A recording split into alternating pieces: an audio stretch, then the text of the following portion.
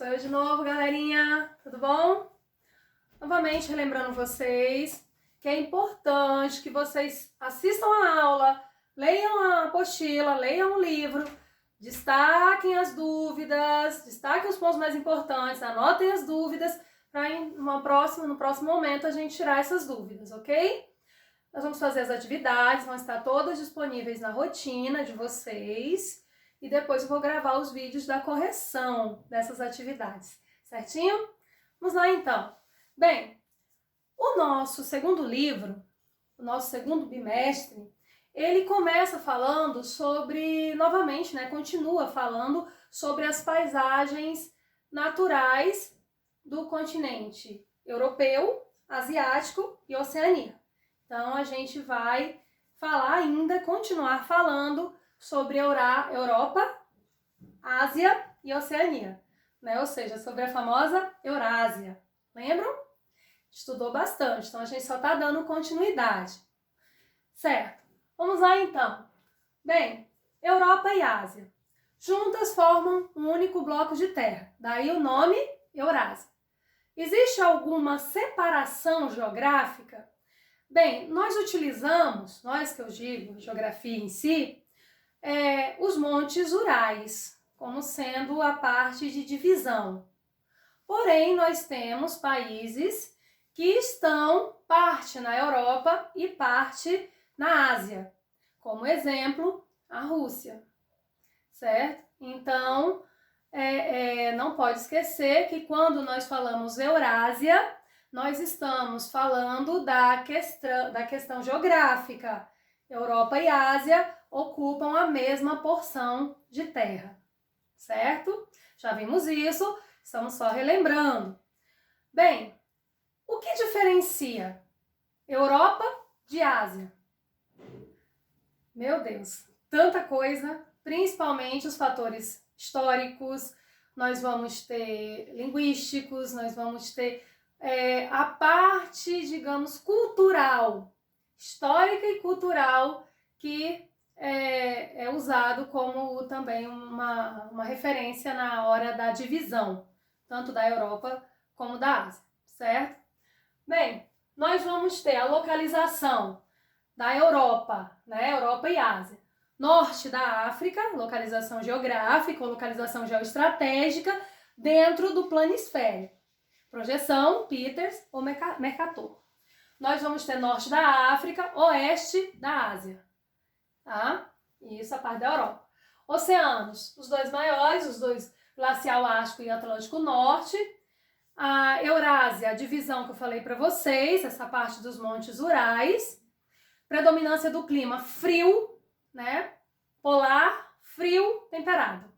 Então nós vamos ter as temperaturas mais baixas, porque a Europa, ela se concentra principalmente na zona climática temperada. Então, nós vamos ter tanto o clima polar, na parte do extremo norte da Europa, e vamos ter também o frio e o temperado, tá? Isso seria mais na porção central e sul do continente europeu.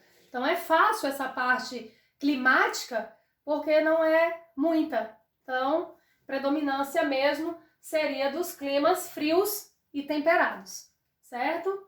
Isso aí vocês tiram de letra.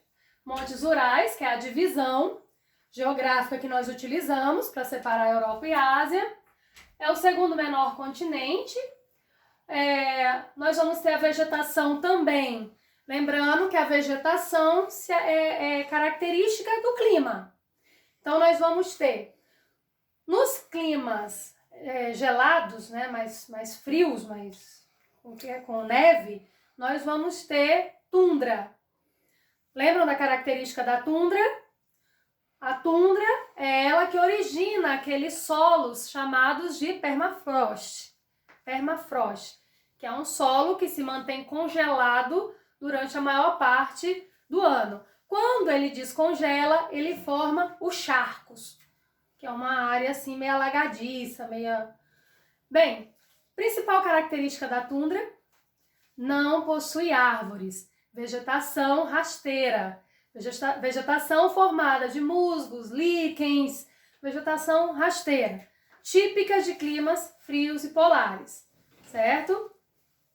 Aí vamos ter, descendo mais um pouquinho, vamos ter a taiga. A taiga é o quê? Né? Lembrando que eu estou falando da característica climática da Europa, começando do extremo norte, do norte da Europa e descendo.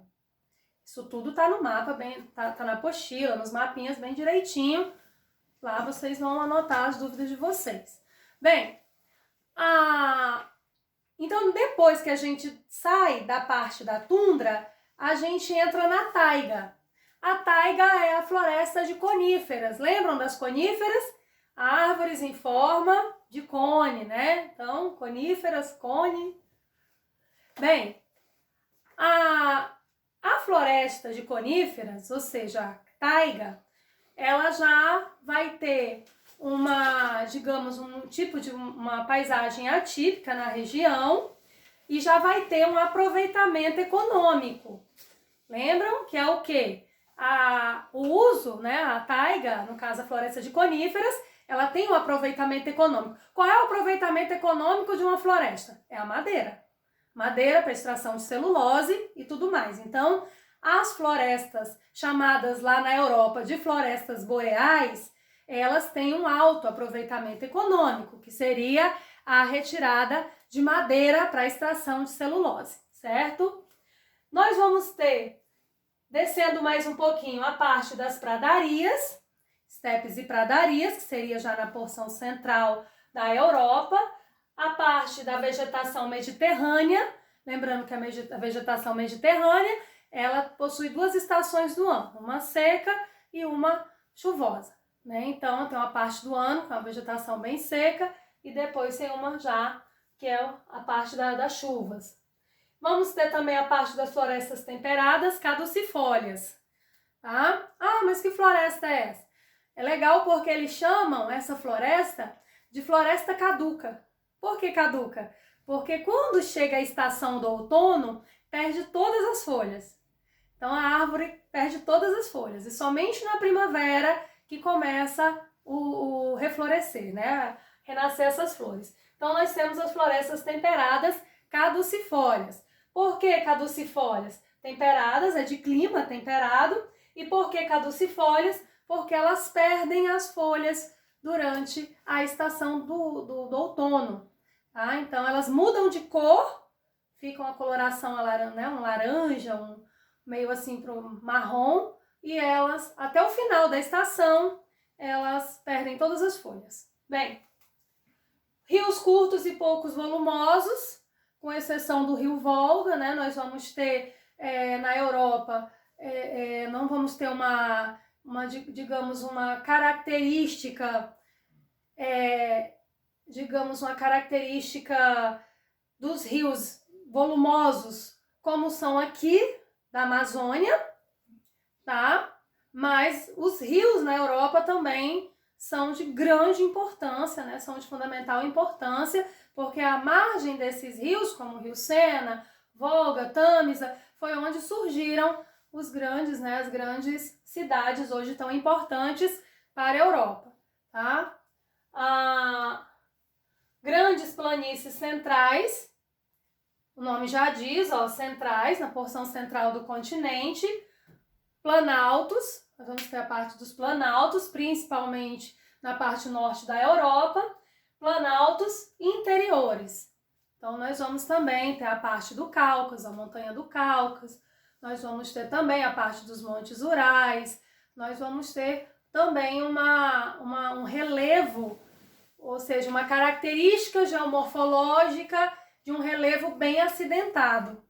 Daí, então, vocês lembrarem que onde hoje existem as maiores cidades e as maiores aglomerações são nas planícies centrais, nas áreas mais planas, certo?